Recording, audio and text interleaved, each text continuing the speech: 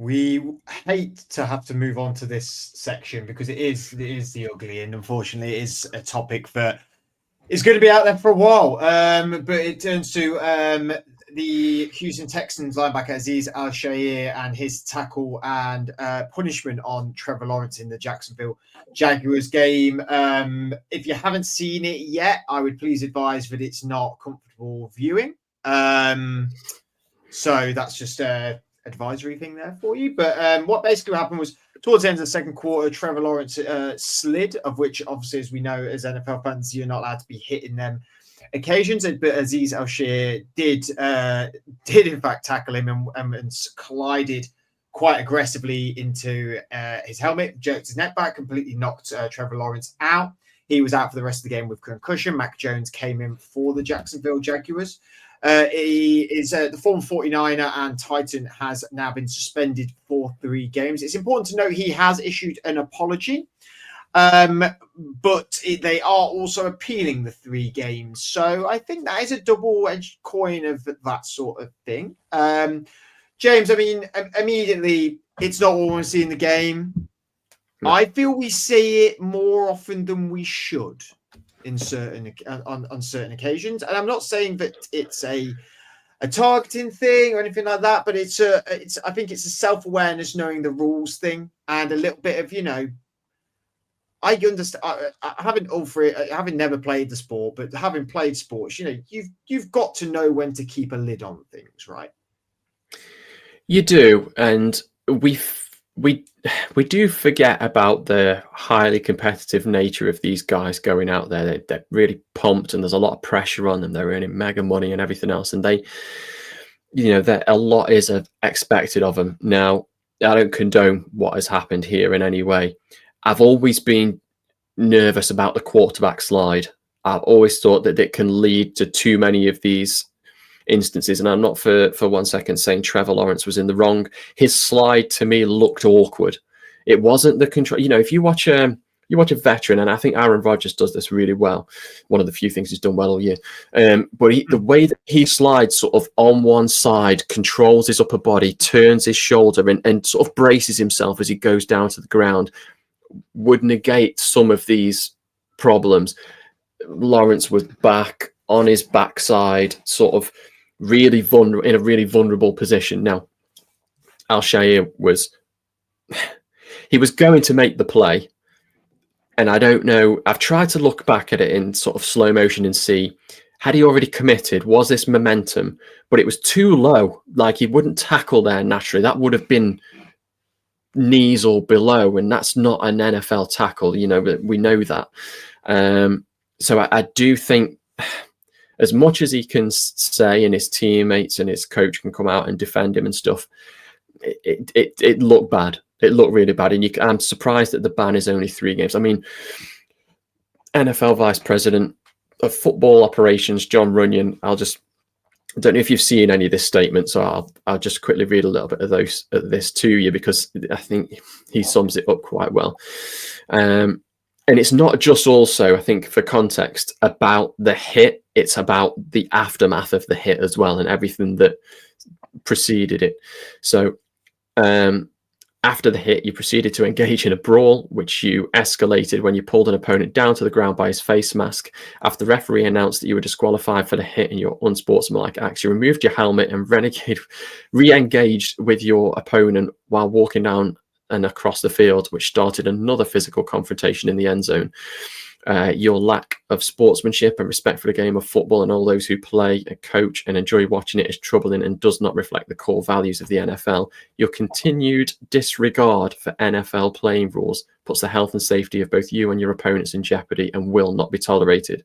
Now, part of this harks back to week 2 as well, and I don't know if you remember this, but when they played the Bears, he was really late pushing Caleb Williams out on the sideline as he was rushing out of bounds, had given himself up, and then the team got involved, and he then hit running back Roschon Johnson in the face mask and was issued an $11,000+ fine for the play.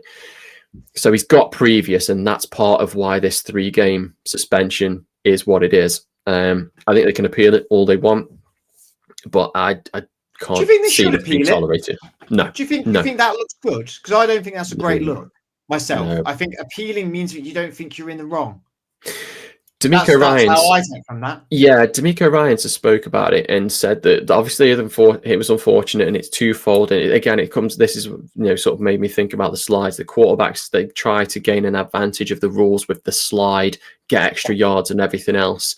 And he was basically trying to defend what happened by saying sometimes you don't know if the guy's going to slide, if he slides late and you've already committed and everything. And I know we've seen as well. Was it Kenny Pickett did the fake slide, sort of went to slide, got, and obviously that set a bad precedent, and that was dangerous because you if you go down and you give yourself up, more often than not, the opposition know that you're vulnerable, that play's dead, and you call that game over. Kenny Pickett set a bit of a dangerous precedent by doing that for defenders, especially because their job is to stop you from gaining momentum. That is their entire job. And if they don't do that and don't do that well, that can cost them their career if they're already sort of a bit questionable or a player on the fringes.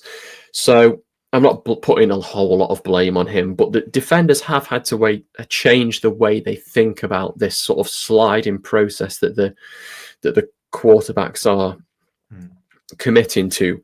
I think they need to learn to do it better. They need to go more of the Rodgers approach and protect themselves.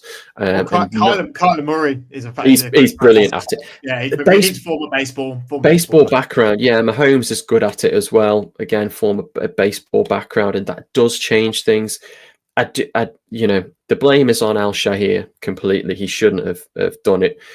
I do feel sorry for Trevor Lawrence in the injury and everything else. He could have protecting himself better, and I think he'll look back at that, and his coaches will look back at that, and that will be a learning curve for the rest of the season and the off season for him as well.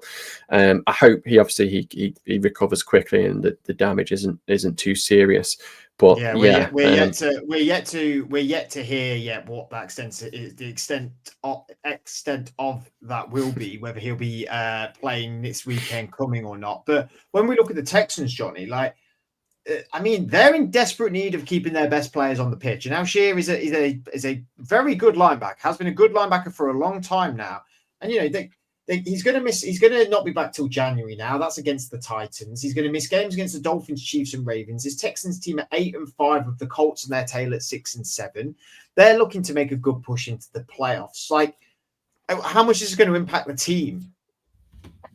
Yeah, I think it's definitely, I completely agree. I think Al-Shaair is a very valuable player for them. I agree with. I think the suspension is deserved, and I think the NFL. Nick Sirianni, the Texans GM, came out today and said, he felt that the NFL's decision was embarrassing. But I do think what he said about consistency and suspended players, that is something that I think the NFL needs to clamp down in terms of law changes. But back to the GM Caserio sort of comments, he was very clearly fired up, I suppose, in terms of very disgruntled about this decision, because he knows how big a moment this could be for the Texans season, losing a star player on what is already a pretty weakened defense. The Texans generally, I think, this season have regressed from our sort of expectations. We haven't seen CJ Stroud. Obviously, he was so good last year. We haven't seen him take that leap in terms of into the top three quarterbacks that we all sort of expected. And I feel the team as a whole, is we lean on those sort of expectations of Stroud, and they reflect very, very generally about the team and how they've performed this year. They're obviously, I think, still massive favourites to go on and win their division. So, a playoff berth is there for them, and whether or not that, if Al-Shaair, if players like him can get back he would be back, before the playoffs. So they have to find something, I think, in the next few weeks on both sides of the ball to really, convince people that they are a genuine threat. But I don't know, they're a team that are sort of on the down when a lot of the teams around them, like the Broncos, the Chargers, are on the up. And if there was a playoff game between the Chargers, for example, against the Texans, I think talking with a lot of even with us three, I think we'd struggle to pick one of us to pick the Texans at the moment. So concerning times, and this obviously adds a lot more fuel to the fire in terms of their sort of demise at the end of the season.